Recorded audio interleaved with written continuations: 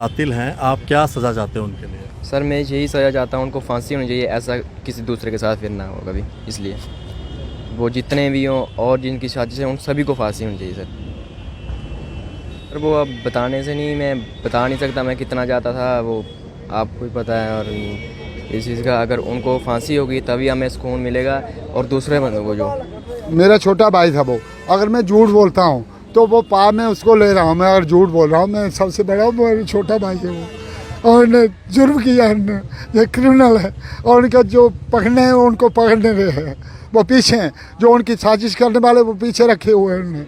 आप फांसी की सज़ा मांग? बिल्कुल बिल्कुल फांसी होनी चाहिए। जहाँ प्रधानमंत्री जी ने कहा कि फांसी होनी चाहिए उसको, क्या गरीब का भाई हो जाए, बेटा हो जाए, कुछ को करे, उसके लिए कोई फांसी नहीं हो सकती है। प्रणाम सभी को, राम राम, सनातन धर्म की जय। कुछ दिन पहले जो हमने आपको एक खबर दिखाई थी रात के समय की, एक कंकाल मिलता है वो रियासी में, जो कि एक बड़ा ही दर्दनाक पूरा हादसा हुआ। और इस पूरे हादसे के अंदर एक व्यक्ति की जो है को मार कर उनको जो है दफना दिया। 3 महीने पहले मिसिंग रिपोर्ट आई थी, परमजीत सिंह जिनका नाम। और जो अपराधी हैं वो कोई और नहीं, उनका एक बेटा, उनकी धर्मपत्नी और एक उसका ही भाई, और एक और व्यक्ति है जो अभी ड्यूटी पर है, शायद फ़ौज में है, वो कहीं आसाम में ड्यूटी पे है। तो 3 लोग अभी हिरासत में हैं। पुलिस ने उनको हिरासत में तो लिया, लेकिन 3 महीने के बाद ये पूरी गुत्थी सुलझी थी और एक जगह से वो कंकाल निकला। अब उसका पूरा पोस्टमार्टम और DNA वगैरह जम्मू में हो रहा है। ये सारा परिवार है, ये अपनी तरफ से कुछ अपील करना चाहते हैं, हम इन्हीं से बात करेंगे। थोड़ा क्या ना है सर, मेरा नाम सुखदेव सिंह है। तो उसके लगते हैं मैं उनका भतीजा हूँ। वो मेरे चाचा जी थे, सबसे छोटे चाचा जी हैं। तो हमने, जैसे आपने बता दिया कि उनका जो कंकाल है, जहाँ पर उसको हम कंकाल नहीं कह सकते, क्योंकि एक वो मलबा टाइप है, मतलब जैसे किसी के पीस करके हड्डियाँ, जो हमारी नज़र में आया है। क्योंकि ये ऐसे, this is the part of investigation ऐसी होती है जो हमारी नज़रों ने काम किया आज तक, जहाँ पर निकालते हुए स्पॉट पे हमने देखा। तो जैसे कंकाल होता है वो कंप्लीट होता है, पूरा कंप्लीट होता है। ह्यूमन स्ट्रक्चर जो है वो, उसमें हमें ऐसा लग रहा है कि उस मलबे में उनका कितना हड्डियां हैं उसमें, या कितना बॉडी पार्ट है। तो इसलिए हमें इसकी आशंका है, हमने उसको रिसीव नहीं किया। हालांकि रियासी पुलिस आज हमें हैंड ओवर कर रहे थे वो यहाँ से, और डॉक्टर, यहाँ के जो बोर्ड ऑफ डॉक्टर्स हैं, तो उनसे भी हमारी बात हुई है। तो वो भी कहते हैं कि हम इसका कुछ नहीं कर सकते क्योंकि ये कंकाल है। तो finally we are not satisfied, तो इसलिए हमने उस कंकाल को इधर ही रखा है, उन्हीं रियासी पुलिस की कस्टडी में। आप सेटिस्फाइड क्यों नहीं हो, क्या आपका कहना है? मतलब सर, ऐसा है कि जो हमने हम स्पॉट पे वहाँ पे गए हुए थे, जैसे SHO रियासी ने हमें बुलाया, हम उस स्पॉट पे गए हुए थे जहाँ से वो कंकाल निकाला है। जब निकालते हुए हमारी नज़रों ने जो काम किया है, क्योंकि जस्ट इतना बड़ा हमारे साथ हादसा हुआ था, उसको हम देखना तो हर किसी का बनता था कि इसको हम देखेंगे कि ये क्या, किस तरीके से मार के इसको गया। तो वहाँ पर हमें लगा कि ये कंकाल उनका है, बट ये पूरा नहीं है। हम पूरे पार्ट्स नहीं लग रहे थे उसकी, चाहे वो हड्डियां थी चाहे कुछ भी था, लेकिन वो पूरी नहीं लग रही थी हमें वहाँ पे। तो उसके बाद जब हमने उसको यहाँ पे शिफ्ट किया तो हमें वहाँ पे ऐसा लगा, तो हमने ये कंसल्ट हमने यहाँ के जो बोर्ड ऑफ, यहाँ के जो डॉक्टर्स हैं उनसे भी की। तो उन्होंने भी कहा यार इसका तो हम भी श्योरिटी नहीं दे सकते कि उसका हाथ है या कितनी हड्डियाँ हैं या है, तो ये पार्ट ऑफ इन्वेस्टिगेशन बनता है। तो इसलिए हमने सोचा कि अगर हम इसको अभी तो ठीक है, इस बॉडी को डिस्पोज कर लेंगे। सेकंड थिंग कि इसमें एक DNA टेस्ट होता है, तो उसके लिए अगर DNA टेस्ट हो जे, उसके बाद उसकी रिपोर्टें कब आएँ, कैसे आएँ, जो जे अगर हमारा नहीं है तो हम इसको कैसे, मतलब उसको करेंगे। अच्छा भैया, ये इतना मतलब दरिंदा पानी कहेंगे किस तरह से मारा, और मतलब ऐसा क्या हो गया कि एक बेटे ने और एक पत्नी ने मिलकर इन्हें इतनी बुरी तरीके के साथ इनको मतलब मार के दफनाया, फिर 3 महीने के बाद फिर इन्होंने खुद बताया हमने वहाँ दफनाया हुआ? सर देखिए, ये मैं इस धरती पे अगर मैं अपनी आप में कहूँ ना, तो ये टोटल की टोटल इंसानियत के ख़िलाफ़ है। ऐसा अगर कोई सोचेगा तो उसको सोचना भी बुरी बात है। तो ऐसे में इसके जो साथी हैं इस क्राइम के, जैसे चाहे उनका बेटा है, उनकी पत्नी, ये तो हमें पहले से पता था उनका, क्योंकि वो पहले से इस चीज़ की प्लानिंग कर रहे थे। 2-3 हमले उन्होंने पहले भी किए थे। उनके जो हमारे जो चाचा जी के जो साले साहब हैं, वो एक वो थे, और उनका जो बेटा था तो वो उनकी जो हमारी चाची जी थी वो मायके में रहते थे 3-4 साल से, उनका आपसी कोर्ट में कुछ झगड़ा भी चल रहा था, कुछ भी था।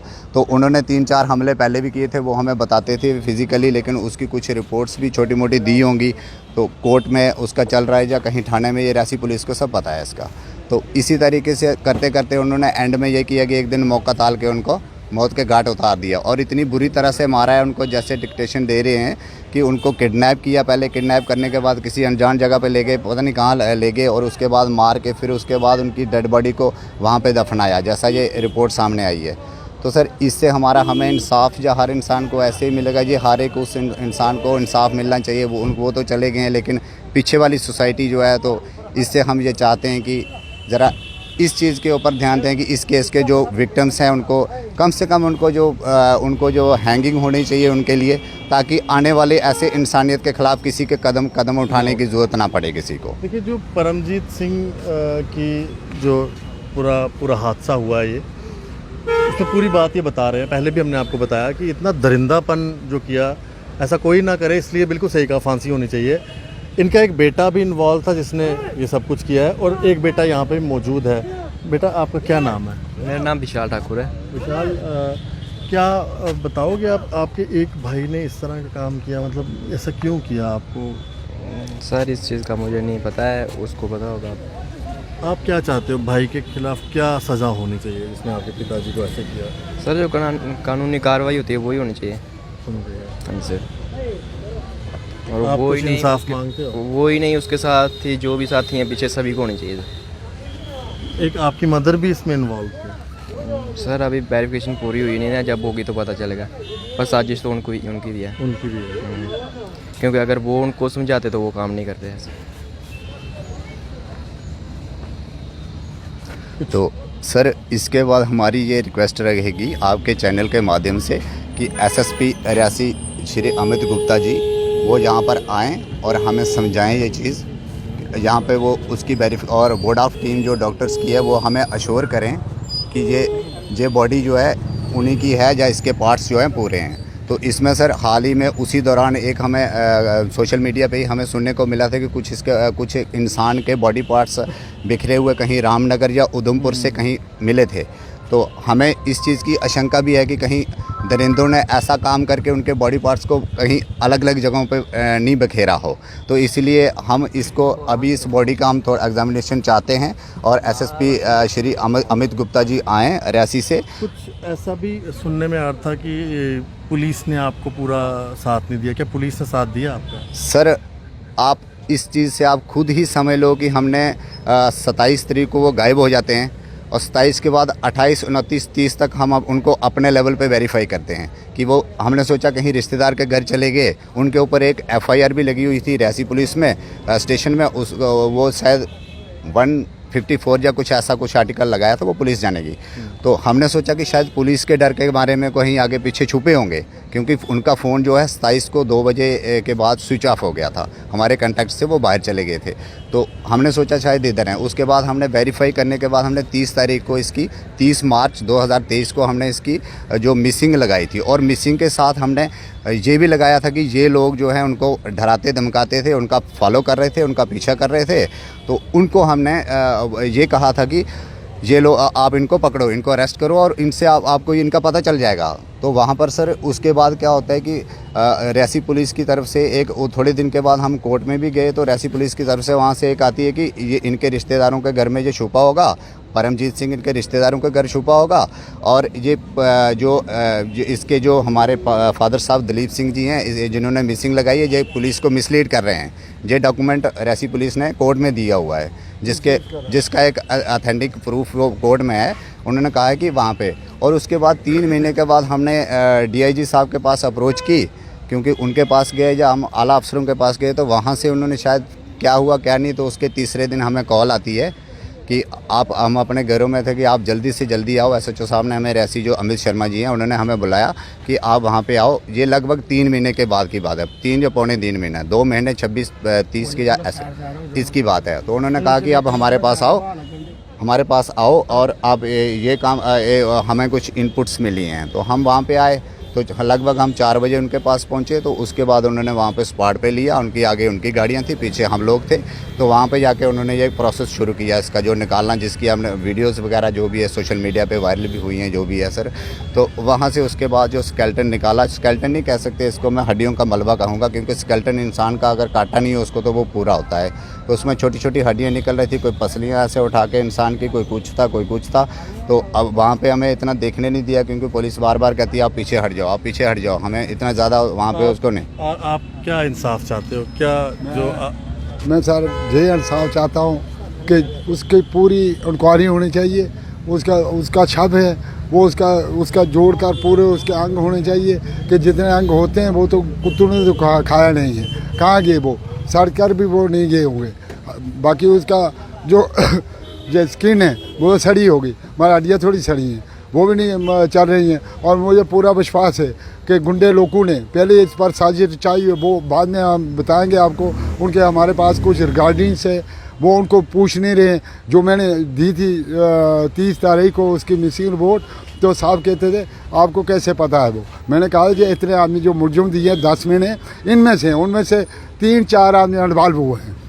जो कहते हैं हमारे SHO साहब कहते हैं हम वहाँ जाते थे पूछने के लिए, तो हमें दबदबा कहते आप ही उसको लोड़े, कहा है वो आप मिसगाइड कर रहे हैं। मैंने फिर सेशन जज के पास मैंने अपील की, 22 को मैंने अपील की, 25 को उन्होंने कहा 27 तारीख को आप आ जाए। इन्होंने कहा कि हमारे पास अभी फाइल कंप्लीट नहीं है।